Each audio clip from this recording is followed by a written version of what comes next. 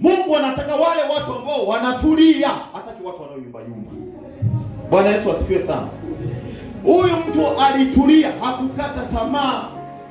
Kitu nilichojifunza kwa huyu mtu, hakuiacha ile imani, hakubadili ile imani. Kitu kinachotuponza wengi, hatutulii, imani zetu hazitulii kama nilikuwa nasema kaka. Mungu anaweza kuwa amekuandikia jambo kuwa kupitia madhabahu hii utafanikiwa jambo fulani, lakini utulivu wako, utafakari ukoje mbele za Mungu? Unaona kabisa Mungu anaweza kufanya jambo kupitia mahali hapa, lakini wewe hutulii. Unasema ngoja niende mahali huku nikaabudu, niende kwenye mkutano huu, niende huku. Hivi Mungu anatembea jamani? Mungu anatembea tembea? Mungu yuko kila mahali, si ndio? Ni wewe na utulivu wako ili kukutana nani? Na Mungu. Huyu mtu mwenye miaka 38, ulipofika ule mwaka wa 38 ndipo Yesu akashuka.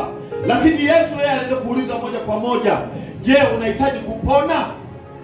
Maana yake Yesu alikuwa anajua huyu mtu ana uhitaji.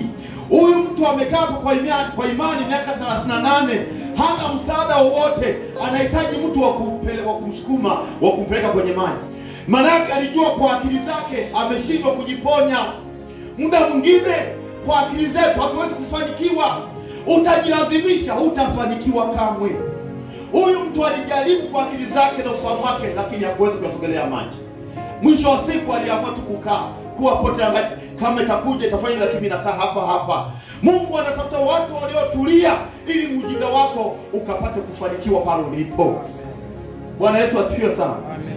Mungu anatafuta wale waliotulia, ambao hawayumbishwi na upepo, ambao hawayumbi, ili muujiza wako ufanye nini jamani? Upate. Mungu anajua hitaji lako hata kama lina dakika mingi. Ndio maana nimesema wana wa Israeli walikaja kwa ni 38 wanayumba. Mwaka wa 40 walivuka kwenda ng'ambo. Lakini jangwani wanazunguka mpaka miaka 38. Ndio maana Biblia inasema miaka 38 na tafsiri kwa ni miaka ya kutangatanga. Inawezekana na wewe saa hizi imefika miaka 38, kutangatanga kwako kuishe. Mungu akapata kufanya jambo juu ya maisha yako. Bwana Yesu asifiwe sana. Mungu akapata kufanya jambo juu ya haja ya moyo wako. Inawezekana kuna kitu unalia kila siku mbele za Mungu, unayumba huku na huku, huoni msaada, lakini Yesu leo anatamani ni nani ambaye yuko tayari amwambie tutatoka, kabebe godoro lako endelea safari. Amen. Alimwambia chukua godoro lako, fanya nini? Nenda, usibaki kulala hapa. Mungu hataki ubaki pale ulipo. Pale unapoona Mungu amekuacha, Mungu hajakuacha. Mungu alikuwa anasubiri utulivu wako. Mimi nakuhakikishia ukitulia mbele za Mungu, Mungu hawezi kukusahau.